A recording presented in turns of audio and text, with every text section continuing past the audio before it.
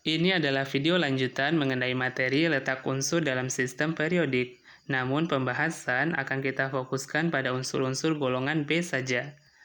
Untuk unsur golongan A, nomor golongannya akan sama dengan jumlah elektron valensi yang dimiliki. Sebagai contoh, jika jumlah elektron valensi unsur golongan A itu 5, maka dia pasti berada pada golongan 5A. Tetapi tidak dengan unsur-unsur golongan B, karena ada beberapa golongan yang punya jumlah elektron valensi yang tidak sama dengan nomor golongannya. Mari kita tinjau satu persatu. Dari unsur golongan 3B sampai 7B, ini aturannya masih sama seperti golongan A, yaitu nomor golongan masih sama dengan jumlah elektron valensi. Contoh, misalnya kita punya atom titanium, nomor atomnya 22. Konfigurasinya adalah AR, nomor atomnya 18 ya, kemudian 4S2, 3D2. Nah, ini adalah kulit valensi dari titanium, dan karena konfigurasi elektronnya berakhir di orbital Nd, berarti dia berada di golongan B. Dan jumlah elektron valensinya sama dengan 2 tambah 2 yaitu 4.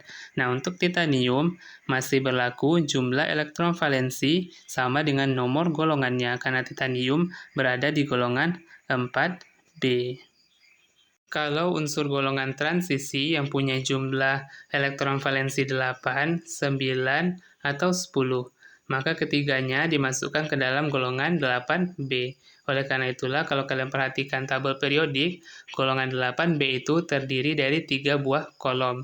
Sebagai contoh, misalnya kita punya unsur Fe nomor atomnya 26 dan Ni nomor atomnya 28.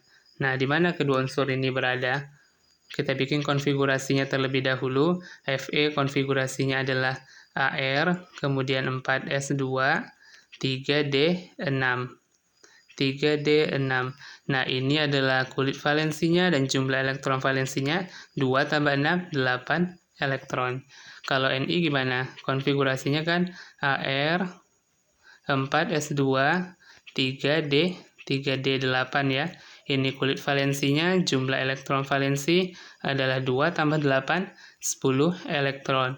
Nah, jadi walaupun jumlah elektron valensi kedua unsur ini berbeda, tapi dalam tabel periodik mereka diletakkan dalam golongan yang sama, yaitu golongan 8B. Yang terakhir adalah unsur golongan 1B dan 2B, yang masing-masing punya elektron valensi berjumlah 11 dan 12.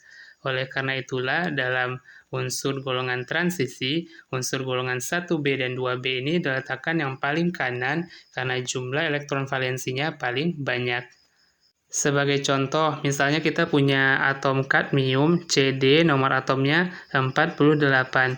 Konfigurasinya kita singkat dengan kripton, nomor atomnya 36, kemudian 5s2 ya.